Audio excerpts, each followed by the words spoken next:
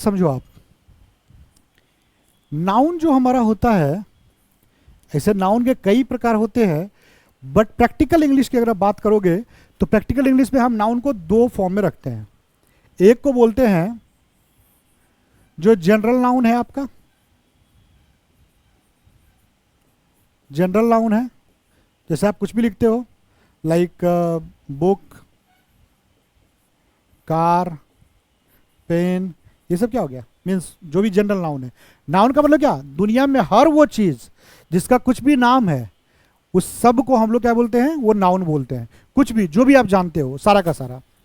अब बात आती है कि जनरल के बाद हम बता रहे हैं एक होता है वर्बल नाउन। बहुत सारे लोगों को पता होगा, बहुत सारे लोगों को नहीं पता होगा, तो ये बहुत इंपॉर्टेंट है, इसको आप थोड़ा ध्यान से इस वीडियो को देखना।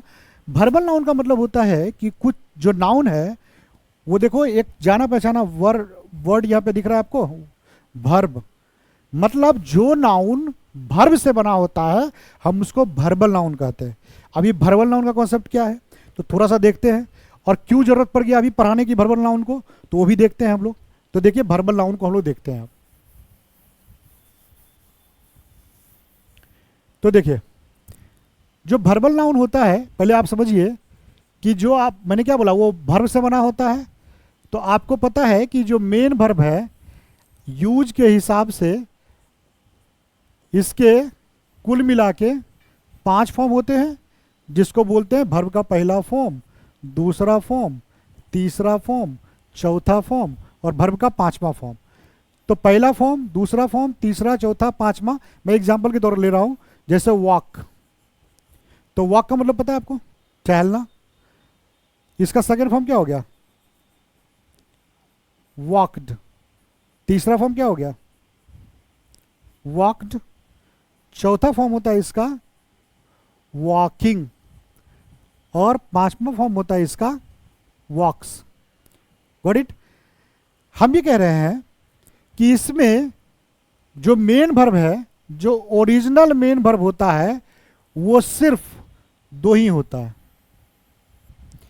अब क्यों मैं बोल रहा हूं कि इसको ओरिजिनल मेन वर्ब, क्योंकि ये जो V2 है ये फिक्स है कि सिर्फ और सिर्फ पास्ट टेंस को बताता है।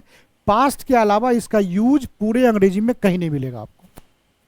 ना ये कभी प्रेजेंट में काम करेगा, ना कभी ये फ्यूचर में काम करेगा। ये फिक्स है कि ये जब भी काम करेगा तो हमेशा पास्ट में काम करेगा।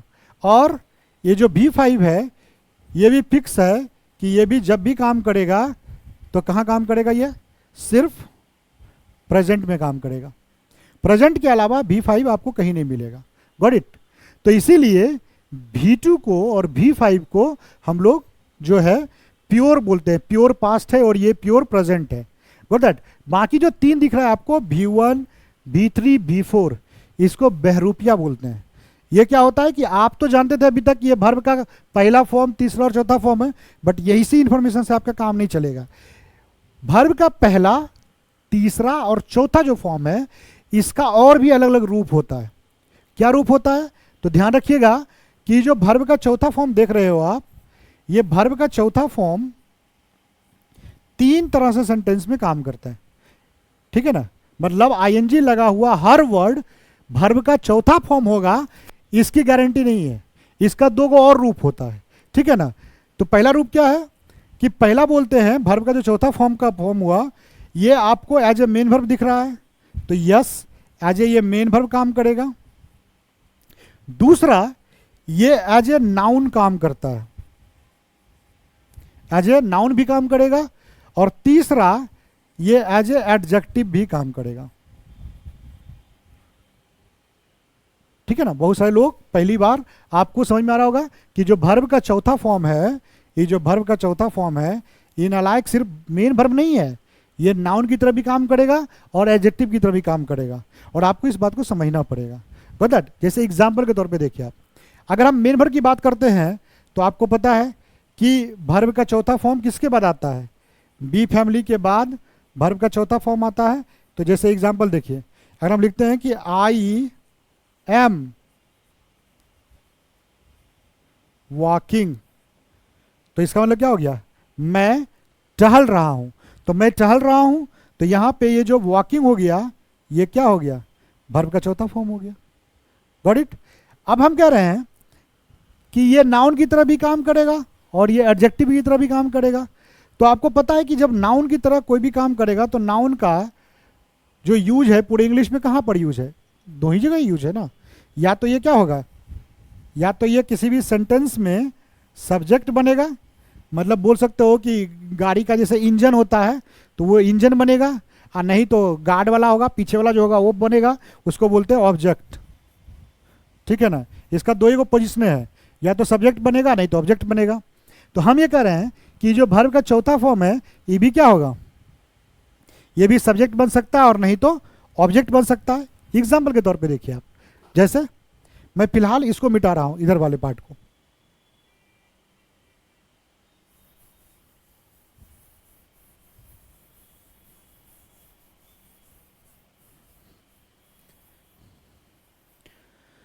तो देखिए अब यहां पे क्या है कि जैसे अब वॉकिंग जो है ये अब सब्जेक्ट की जगह पे आएगा। सेंटेंस का फॉर्मेशन तो पता है आपको कि पहले सब्जेक्ट आता है, फिर ऑक्सिलरी वर्ब, फिर मेन वर्ब और फिर क्या आता है आपका ऑब्जेक्ट आता है। तो हम कह रहे हैं कि अब इसको सब्जेक्ट की जगह पे यूज करना है, हमको पहले नंबर पे यूज करना है। तो याद रखिएगा कि जितना भी वर्बल नाउन होता है इसको हम लोग क्या बोलेंगे। अब ये जो हुआ चाहे सब्जेक्ट की जगह पे काम करो या चाहे ऑब्जेक्ट की जगह पे काम करो, चूंकि वर्ब से बना है तो हम इसको वर्बल नाउन बोलते हैं। और जितना भी वर्बल नाउन होता है वो बाई नेचर सब सिंगुलर होता है, वो कभी प्लूरल नहीं होगा, वो क्या होगा हमेशा, वो सिंगुलर होता है। इसीलिए हम वॉकिंग के साथ यूज करेंगे इज का। वॉकिंग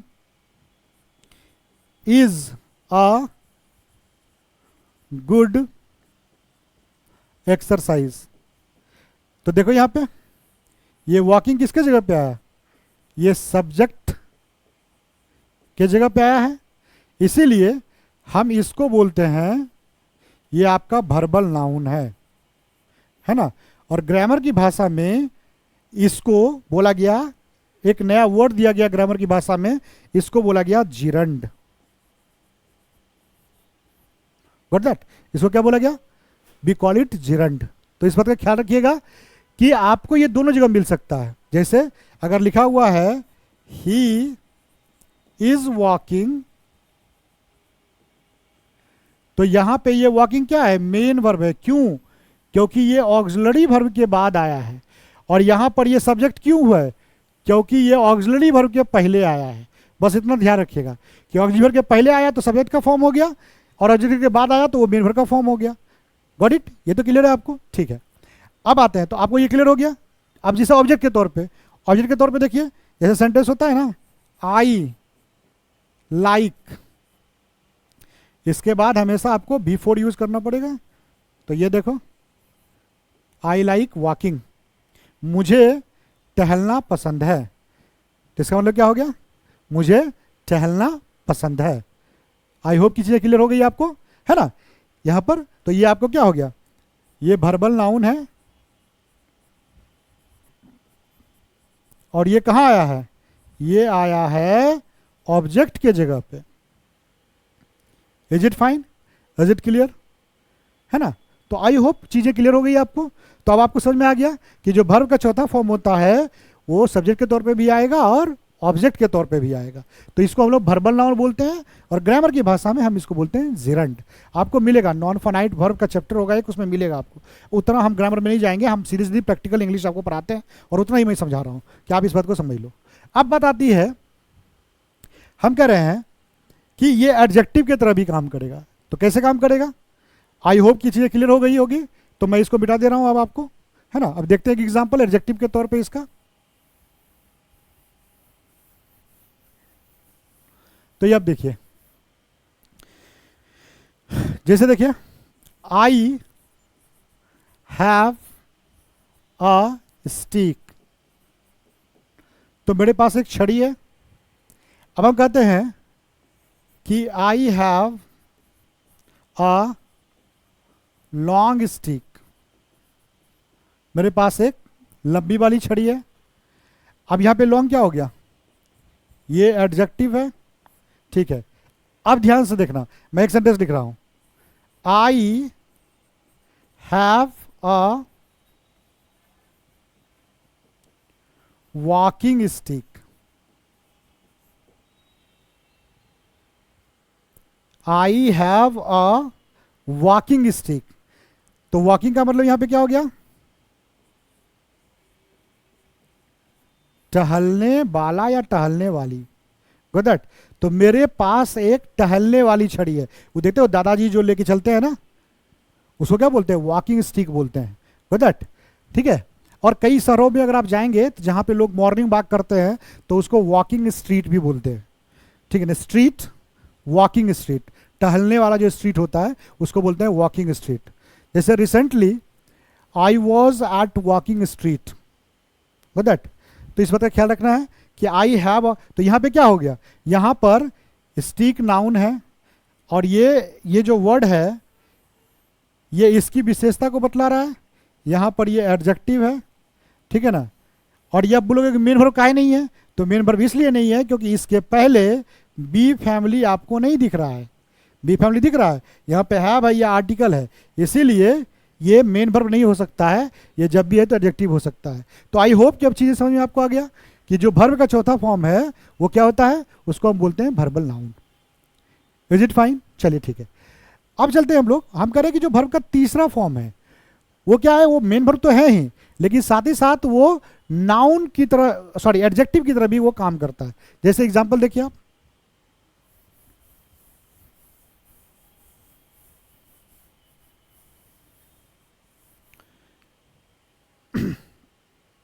जैसे देखिए, अब हम एक एग्जांपल दूसरा ले सकते हैं समझाने के लिए खाली आपको।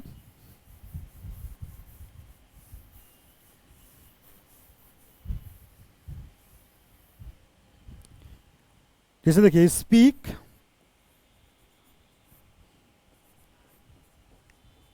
स्पोक, स्पोकन, स्पीकिंग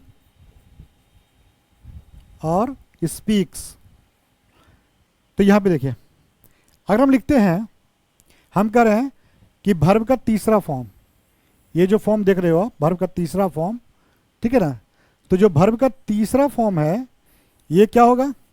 ये 2 in 1 काम करेगा। ये एक तो मेन वर्ब है ही, लेकिन साथ ही साथ ये एडजेक्टिव भी होता है। ठीक है ना? ये क्या होता है? ये एडजेक्टिव भी होता है। और आपको पता है कि MB3 का यूज कहाँ करते हैं हम लोग? तो इसका यूज जब भी करते हैं तो हैव फैमिली के बाद हम वर्ब का तीसरा फॉर्म यूज करते हैं। ठीक है? तो जैसे आई हैव स्पोकन, या मान लो आई हैव स्पोकन इंग्लिश, तो इसका मतलब क्या हो गया? मैंने अंग्रेजी बोल लिया है। अब हम कह रहे हैं कि यहां पे जैसे देखो एक सेंटेंस, आई लर्न इंग्लिश, तो क्या हुआ? मैं, इस सेंटेंस का मतलब क्या होता है? अंग्रेजी सीखता हूं, मैं अंग्रेजी सीखता हूं। ठीक है ना? I learn English. और यहीं पे अगर हम इसको ऐसा कर दें कि आई लर्न स्पोकन इंग्लिश, अब यहां पर जो स्पोकन है वो इस इंग्लिश की विशेषता को बतला रहा है, इसीलिए ये आपका हो गया यहां पर एडजेक्टिव। तो आई लर्न स्पोकन इंग्लिश का मतलब क्या होगा? कि मैं बोलने वाली जो इंग्लिश होती है मैं उसको सीखता हूं। आई लर्न इंग्लिश, समझ गए? यहाँ पे नाउन तो ऑलरेडी है ही, यहाँ पे ये क्या हुआ? ये एडजेक्टिव बन के आया। क्यों एडजेक्टिव बनाइए? क्योंकि इसके ठीक पहले देखिए कि कोई हैव फैमिली नहीं है, इसीलिए वर्ब का ये तीसरा फॉर्म यहाँ पर नहीं है। वर्ब का तीसरा फॉर्म तभी मानेंगे उसको, ये यहाँ पे वर्ब का तीसरा फॉर्म क्यों है? क्योंकि इसके पहले हैव फैमिली आया। तो इस बात का हमेशा ख्याल रखना है कि हैव फैमिली अगर पहले आई हुई है तो उसके बाद वो हमेशा वर्ब का तीसरा फॉर्म बनेगा, और अगर उस वर्ब के तीसरे फॉर्म के पहले आपको कोई हैव फैमिली नहीं दिख रहा है तो वो हमेशा एडजेक्टिव की तरह रहेगा। और एडजेक्टिव के अगर बीच में कहीं दिख रहा है ये बोला तो किसी न किसी नाउन की विशेषता को बतलाएगा। तो इसको मतलब इससे है, इसका पेयर ये है। गेट माय वर्ड, ठीक है ना। तो आप समझ गए। तो वर्ब का जो तीसरा फॉर्म होता है वो क्या होता है, वो मेन वर्ब होता है और नहीं तो एडजेक्टिव होता है। आई होप कि यहां तक क्लियर हो गया। अब आते हैं हम वर्ब के फर्स्ट वाले फॉर्म पे। तो चलिए इसको देखते हैं हम लोग।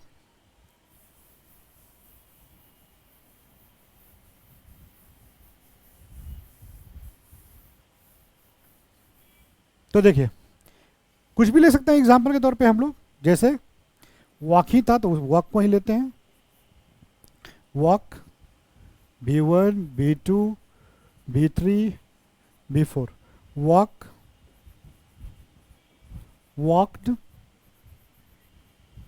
Walked, walking and walks. तो हम कह रहे हैं कि जो वर्ब का पहला फॉर्म है, ध्यान रखिएगा इसको, अगर ये अकेले है, V1 अकेले है तो ये वर्ब है, ये आपका मेन वर्ब का पहला फॉर्म है। लेकिन अगर ये टू के बाद आया है, 2 + V1 आया है, तो हम अगर ये लिखा मिल जाएगा अगर आपको ऐसा, टू वॉक, ठीक है ना। तो 2 + V1 में अगर है तो ये आपका हो गया वर्बल नाउन। क्या हो गया ये, वर्बल नाउन। और ग्रामर की भाषा में हम इसी को बोलते हैं, ग्रामर की भाषा में हम इसी को बोलते हैं इन्फिनिटिव। तो इन्फिनिटिव का मतलब क्या हुआ, 2 + V1। और इसका रोल क्या है, ये वर्बल नाउन है। तो इन्फिनिटिव कहाँ पे यूज करेंगे, या तो ये सब्जेक्ट के जगह पे आएगा और नहीं तो ये ऑब्जेक्ट के जगह पे आएगा। इसके अलावा ये कहीं काम नहीं करेगा। इस बात का ख्याल रखिएगा कि इन्फिनिटिव कहाँ आएगा, या तो सब्जेक्ट की जगह पे आएगा और नहीं तो ऑब्जेक्ट की जगह पे आएगा। यही कारण है कि अगर आपको देखिएगा कि जैसे आपको बहुत सारा सेंटेंस आपको मिलेगा, आई हैव टू वॉक। तो यहां पर ये हैव के बाद ये वर्ब नहीं है। अगर ये वर्ब होता तो क्या होता है, हैव के बाद वर्ब के तीसरे फॉर्म में होता। तो ये वर्ब नहीं है, ये क्या है, ये नाउन है ना। और इसका मतलब यहां पर होता है टहलना, टहलना। तो आई हैव टू वॉक का मतलब क्या हो गया, मुझे टहलना है। पिछले वीडियो में आपको मैंने ये बताया था। तो इस बात का ख्याल रखिएगा कि टू वॉक, ये जो देख रहे हो infinitive, most of the time ये जब भी आता है तो ऑब्जेक्ट के फॉर्म में आएगा। मतलब मैं कह रहा हूं कि 95% आप इसको ऑब्जेक्ट के तौर पे देखेंगे, 5% सब्जेक्ट के तौर पे देखेंगे और उसमें भी डाउट है, ठीक है ना। तो इस बात का ख्याल रखिएगा कि ये मोस्टली क्या होगा कि ये ऑब्जेक्ट के तौर पे बन के आएगा। अब वापस हम लोग फिर से चलते हैं अपने बी फैमिली में। आई होप कि आपको V1, V3, V4 के सारे नेचर से आप वाकिफ हो गए होंगे और अब आपको क्लैरिटी एक समझ में आपको आ रही होगी। चलिए अब देखते हैं आगे। मिटा देता हूं मैं इसको।